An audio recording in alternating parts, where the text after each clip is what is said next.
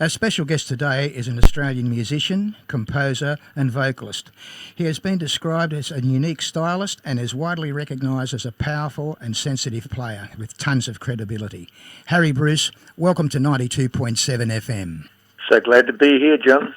And Harry, thank you for your time. Harry, you've just released your new album, Blue Dawn. That's right. Could you tell us a little bit about the album, Harry? Thanks. Oh, well, I figured after 50 years of being in the trenches with all the other musicians and stars, I figured it was time to do my own thing, and it's been a long time coming, but once I got down to it, it seemed to come pretty quick. So this is your first album then, Harry? That's right, yeah. Right.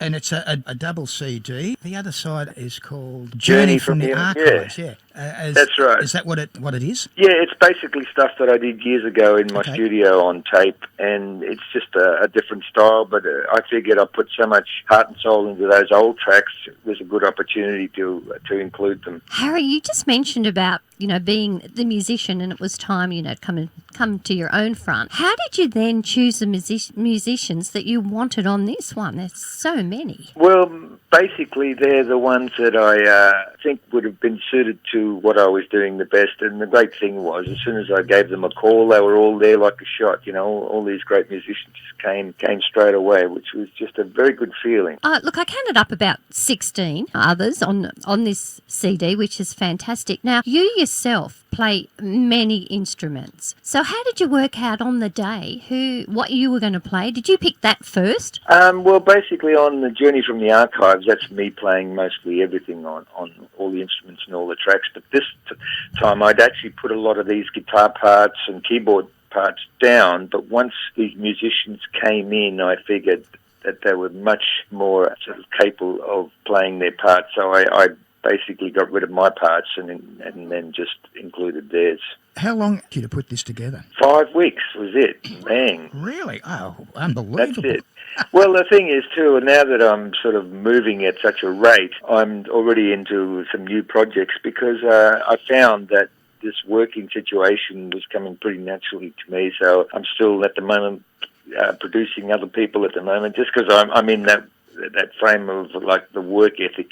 I've only received the album, I think, on Wednesday, and I haven't had a chance to really get into it. But a couple of tracks that I like are actually on the Blue Dawn side. I like the first one, Fallen Angels, and I also like White Dove. I think they're pretty great. Oh, fantastic. Yeah, and also if you get a chance to listen to the whole album, it's quite a varied range of styles because I guess in my career I've jumped from genre to genre, which is like country, funk, pop, rock. So, it means that I find all sorts of music interesting.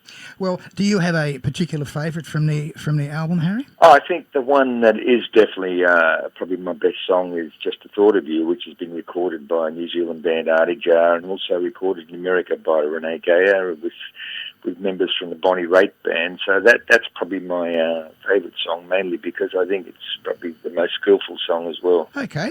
All right. Well, Harry, we'll just have a listen to that right now. The Very Thought of You, Harry Bruce from his album Blue Dawn. We're talking to Harry Bruce, a musician, composer and a vocalist, regarding his new album, Blue Dawn, and we just heard a track from the album. Harry, is the album readily available? Yes, it is. I've just been setting up a PayPal account, and it took me a while to organise. I got so quick on it that I organised the other things first without actually letting people know how to buy it. So that's happening this week. I'll let you know exactly when it's all cemented. Okay, well, you do that, and I'll let everybody know where they can get it. As I said, what I've heard of it, I really like it, and it's like you said, each song is sort of different. There's so many different feels there, so many different grooves. I think it's a great album, mate. A credit. That's fantastic, John, coming from one of my favourite bass players. Oh, dear. And fair enough, too, because, look, we'll just touch on that. You mentioned the bass, as we all know. I'd say you're predominantly known as a bass player. Would that be correct, although you play heaps of instruments? Oh, totally. I'm a bass player first and foremost, I think. Okay, well, what's your next one of choice? I say guitar, mainly because, believe it or not, back in 1967, I was on tour with Johnny Young from Young Talentine playing lead guitar.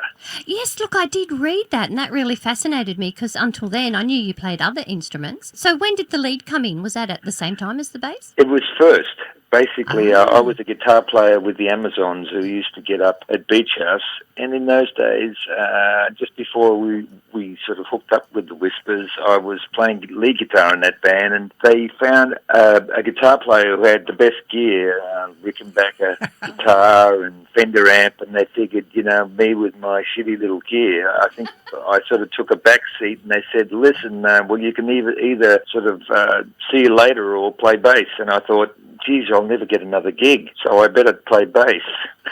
I reckon it was a good step, Harry.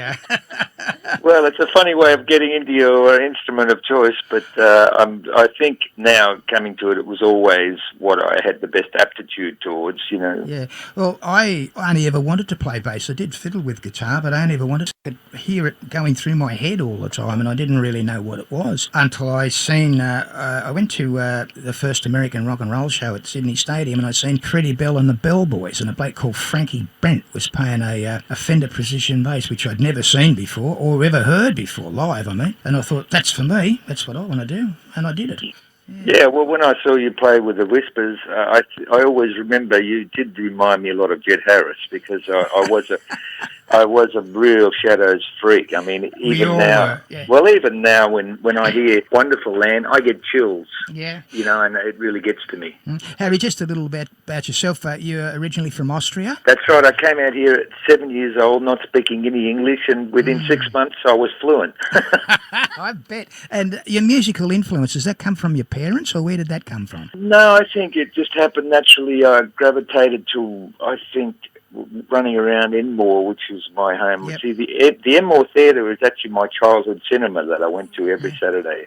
So, I mean, the young ones with Cliff and the Shadows, I mean, all that stuff just, to me, it was echoing around the suburbs and still does in my mind. Well, in those days too, Harry, there was always somewhere you could go and see people playing music, wasn't there? Well, I remember the 870 Club. Remember that at 2GB? And I went to see shows there, and you'd see some incredible acts, and you just have a ticket.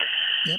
And I think that was the beginning at the Trocadero of my serious love of it. And then I went to see all those radio shows in town. I think the State Theatre used to have them. Yes, they did. They also had them at the ABC Theatre, I think, which is in Castlereagh Street. That's Small right. Theatre, they had them there, yeah.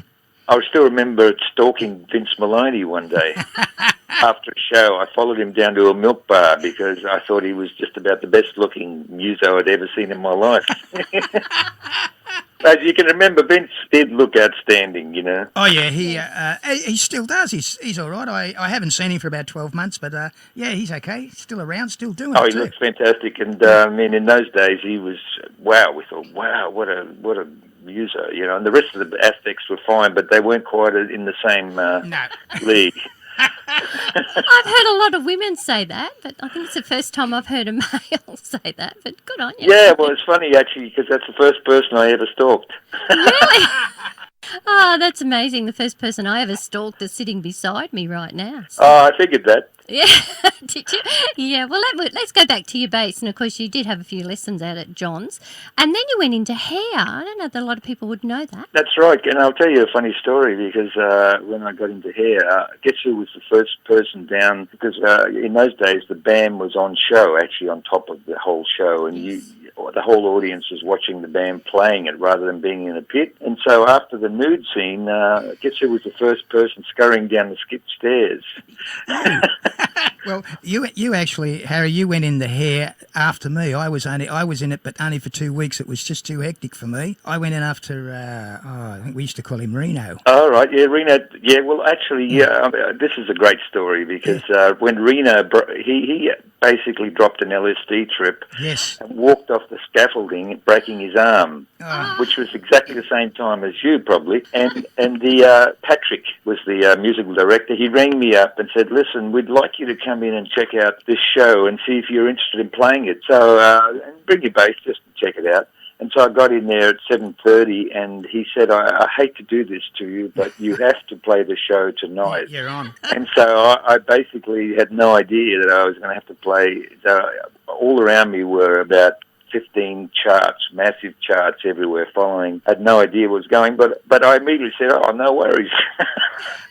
Yeah, well, I had a similar sort of thing. I friend I was working with, John Bradstock. He was the guitarist at one stage in there. Yeah, he was still there when I was there. When you were there, yeah. Well, he and I had a band. Well, it was a follow-on of the Whispers. We were working at Bondi and round Bronte and that way, and the band broke up, and John went into Hare, and he rang me, same sort of thing. He said, "Look, there's a bit of trouble here. Can you jump in?" And I said, "Oh yeah, when?" He said, "Tonight." I said, "Oh." Yeah, all right. So you did? I did. Yeah, I was lucky though, Harry. We'd been playing all the stuff in the pub, all the songs. I knew all the songs from here, and also it was right up my alley because of Aquarius and all those all that things. stuff. Yeah, well, I knew them. Funky all, yeah. stuff. Yeah. It was really great. Just going back a bit, Harry, again. First instrument, first bass you had. It was an Ibanez, Yep. basically, and I think I got it off Bobby Richardson. I think you did too. I think you did too. And Yes, Bobby I remember it now. Yeah, I do remember it. Yeah. Yeah, well, he gave it to me pretty cheap. It wasn't that great, but within a few months, I talked someone into guaranteeing an L series Fender, and there I was. Because I remember Bob was very friendly with Chris and Dally. What was their names in the Amazons? Yeah, Chris and Dally Carroll. Yeah, Carroll, that's right. Yeah, they used to come to our gigs, and he actually lent us his wonderful Gibson, that beautiful Gibson that he had for some of our gigs. Yeah, it was a red 335 stereo. Yeah, beautiful. Gorgeous guitar, yeah. Yeah, and Bobby basically dropped out pretty much after that. Didn't see much of him. I don't know what happened to Bobby. Well, he still played. He played for years and years and years in a band called Mr. James. Ah, I sort of remember that name, yeah. Yes, and he passed away, what, Jen, about 7-8 years ago, something like that? Yeah. Wow, yeah. We went along to his funeral, and Johnny Cave was there. Oh, wow. Well, Johnny's a very old friend of mine. Yes. He used to sort of hang out at our gigs and get up and play, basically. All right. I got to tell you, when I was doing hanging with you at the beach house with the Whispers, all the guys in the band would have to have a word with all the other punters there because they want to beat the shit out of me. Because I was wearing mod clothes. That's right. And it wasn't the dress code at Beach House. It was not the dress code at Beach House. And many times they stopped guys from beating the hell out of me. Well, that used to happen quite often. I invited a friend of mine down one time, and he was playing bass, and we get on well together. Anyway, he was of, how will I say, he was maybe of sort of Southern European origin looking. And, a wog. Yes. And the poor bugger did about 3 steps in the door, waved to me, and they gave him a dreadful serve. And that was his first and last visit to the beach house. Well, I put up with that every week there. I know. Harry, look. Mate, you've played with so many people. Renee Gayer, Kevin Borridge, Russell Morris, Jefferson John, Wendy. Aussie Crawl in the 80s, that was one of my best gigs. Oh, yeah. Aussie Crawl in the 80s, yes. Yeah, Leo Sayer, you work with Leo now, don't you? No, I worked with him for a fair few years. He's a very colourful and wonderful performer. Yes. I've seen him many, many, many times. And what about now? Who are you working with now, Harry? Well, basically, I've hooked up with a fella from The Voice, Mitchell Anderson, who is seriously, because Renee uses Melbourne Musos now, he's my sort of link to the soul music gig, and I've worked with a really great folk band called the Yearlings, who have had about 5-6 CDs out, and they're just fantastic. So I'm off to the Port Fairy Folk Festival in about 3 weeks with them, and so I'm sort of still keeping my hand in. And you do have Mitchell Anderson on this CD that we're talking about with Harry Bruce. Exactly, and he sings one of the tracks, and if you get a chance to play it, what a voice. I mean, he really is. I'm in awe of his voice because he's up there with all the soul greats. Oh, I would have to totally agree. And people would be familiar with his voice from the show, The Voice, wouldn't they? Exactly, yeah. Yeah, superb guy. And it's a great gig what you guys have got now. Yeah, we've actually been together now 24 years, believe it or not. So, I mean, there's a lot of history there, and we both inspire each other. I bet. Harry, what's coming up in the future? Another album, or? Yes, I'm actually starting to produce a young fella called Bryce, and we're starting to do some tracks. Milena Barrett from Malistics band, I'm sort of getting some tracks with her, mainly because now that I've found out how easy it is to do an album, I'm basically going to be, it's all go for me at the moment. Do you have your own studio, Harry, or where do you do this? this? It's all that was done in my basement. Okay. I I'd love to have a look at it because I'm trying to get into that sort of thing myself. Well, you'd probably be amazed. It's not high tech. It's all very old school, old gear, old tape machines. Well, that's what I like. I fiddle a little bit here with things, but I want to record a band. I don't care which band, but I want to record a band and just see how I go with it. Yeah. Yeah. Well, I mean, it's amazing that us old guys seem to have a really quick way of working. Well, I done it years ago at festival. I used to fiddle there quite a lot, and I just sort of. I've got to tell you how Okay. this is a great festival story. I mean, the Amazons basically idolised the Whispers and the Aztecs, and we got called into Festival Records because they were looking for young bands and to take the old guys like the Whispers. So that we went in there and basically played the Whispers version of Stand By Me, right? And one song, that's all they let us play. And the A&R guy came running up to us and said, "You guys, great, you're signed." After one song, which was Stand By Me, Whispers version. So it shows you things have changed. It's harder to get a record deal these days. I was going to say it's nearly impossible. Well, that's all it was. You're signed. You're great. Well, much the same happened with us. I mean, I won't go into it, but it's a very similar story, yeah. We were an instrumental band and we went for an audition there. And first time we failed miserably and we changed guitarists and we went back again and we finished the first number and walked out and they said, okay. The next day they rang and said, we want to see you people in at the studio, and we didn't know what they wanted. I had no idea. We walked in, they said, okay, we're going to sign you to a 2-year contract and you've got to put out at least 4 singles. We said, what? Couldn't believe it. Amazing. Well, when we went in to do the recording, the actual guy who produced all of the Bee Gees hits. Bill Shepherd, that'd be. Bill Shepherd came in and produced our record, and then the B-side, which was written by Tony Barber from the Aztecs, Yep. You'd Better Mind. And how's this for Tony? What a memory. He's a man that's never been on drugs or anything. Yes. We were doing Long Way to the Top, and I said, hey, you remember that fantastic record you wrote for us and produced for us in a festival? He said, sorry, Harry, I have no memory of that whatsoever. He couldn't remember even writing the song. Yes, I won't go into it, but I had a similar experience with Tony. Well, basically he had to come in because Bill had to race overseas to join the Bee Gees, and on the Monday he was gone. So we had Tony Barber producing it. Unbelievable stuff. Okay, we're talking to Harry Bruce about his new album Blue Dawn, which will be available very shortly, and when it is available we'll let you know. Harry, thank you so much for your time and good luck with the album, and we'd like to play another track of it as we go. Pick us another track which you'd like. I think I'd love to feature Mitchell Anderson's voice because he sings half of this song, and it's called Two Strong Arms. Okay, Harry, thank you very much, and we'll talk to you soon, okay? So great to talk to you again, John. Hey, this is Harry Bruce. You're listening to 92.7 FM. Hey, this is Harry Bruce. You're listening to 92.7 FM. Bay and Bass, John and Jenny's mixed bag, playing all the great sounds